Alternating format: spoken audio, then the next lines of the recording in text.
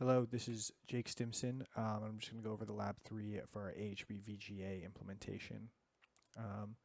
So here you can see we have our overall file, our overall Vivado project, where we have our AHB VGA peripheral, and then you can see here we have these sub-modules here for the console for the actual image, and within the image we have the RAM that we're using as like a FIFO to pass different pixel values in, and then in the overall interface you can see that we have this frequency divider, and then these vertical and horizontal sinks for the VGA.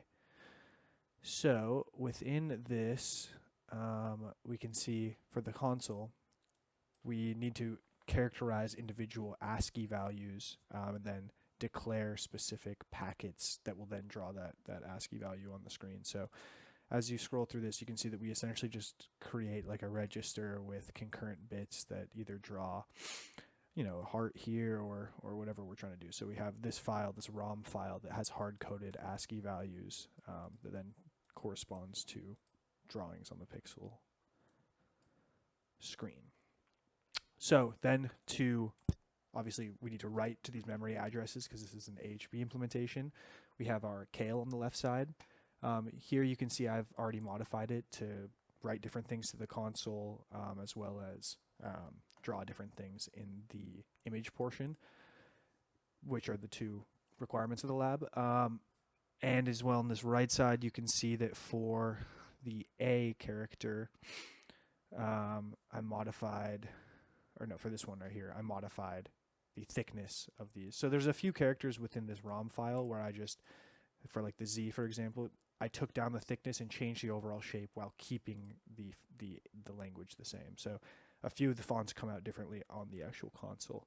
And then on this left side, you can see instead of drawing one pixel in each corner, I've actually drawn a little box in each corner. So these are the memory addresses for four concurrent little boxes that are little pixels that make up a 4x4 box.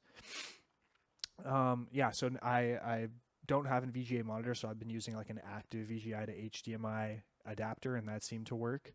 And then you can see here that we're sending ASCII character immediate values to register R0 and then placing them at the base address of our text console.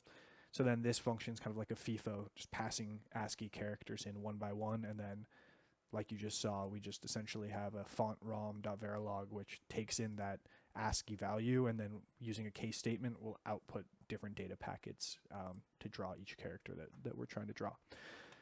So yeah, in general, that's how everything works. Thank you so much.